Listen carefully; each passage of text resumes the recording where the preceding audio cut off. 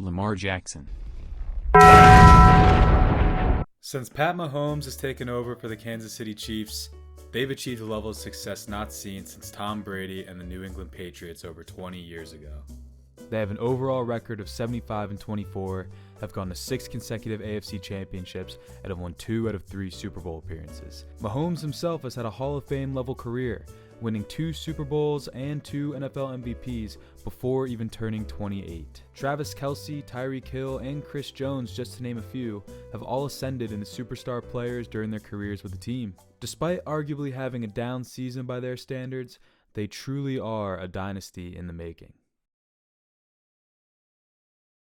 With this success, they are no stranger to controversy. During the 21-22 season, Patrick's brother, Jackson, was the most hated person on the internet after several cringeworthy incidents, including dumping a bottle of water on fans' heads after a game, trying to crush a local Kansas City bar after they were unable to seat his very large group, and making a TikTok on top of Sean Taylor's number, a Washington legend murdered during a robbery in 2007, on the day it was retired.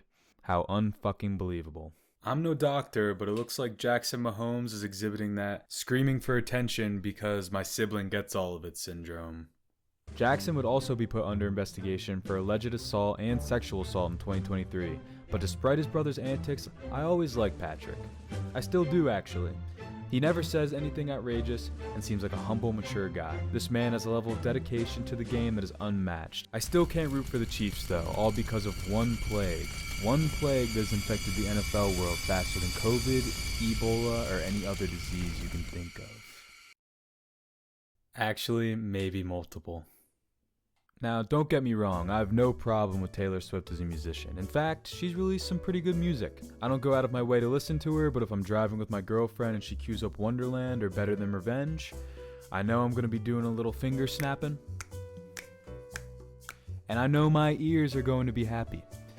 But ever since she started her shenanigans with Travis Kelce, the NFL has pushed her down our throats in the most cringe ways possible. I get that her presence is good for business, and it's great that she's introducing football to a female audience, but when the camera cuts to her every 5 fucking seconds, it just starts to become goddamn obnoxious. Pacheco is across for the Kansas City touchdown. Kelce isn't even involved in the touchdown and still cuts to her.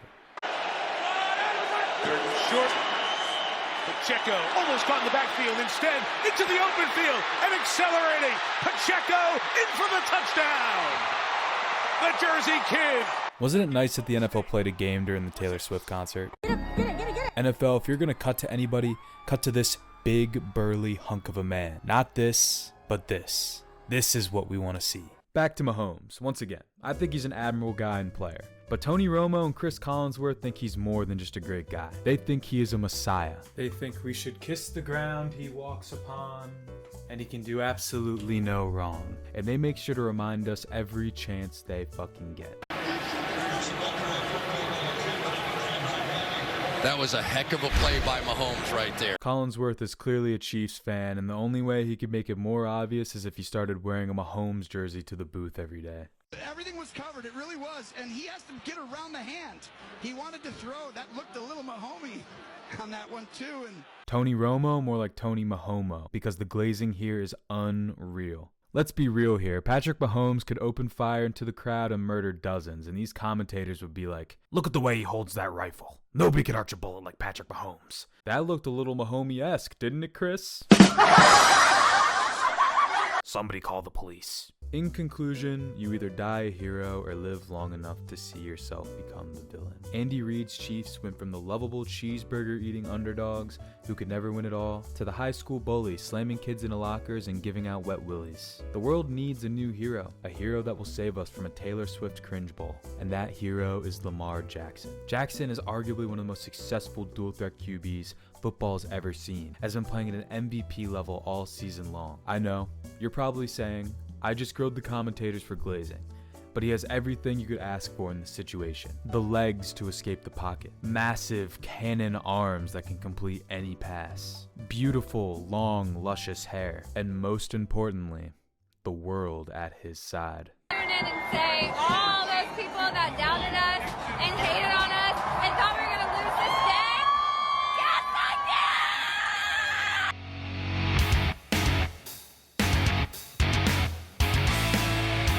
there's only one man that can stop from seeing that shit in the Super Bowl. That is Lamar fucking Jackson. Lamar Jackson, please, if you can hear us, save me.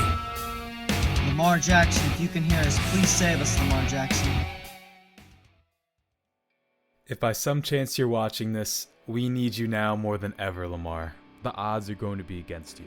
The head ref of the AFC Championship game is known for favoring the road team. The NFL couldn't make it more obvious that they really want Taylor Swift at the Super Bowl, but you are our only hope. You played like a beast last game, man. We need to see that again. In one of the biggest games of your career, we need to see you leave it all on the field. Please, Lamar, save us all. Goodbye.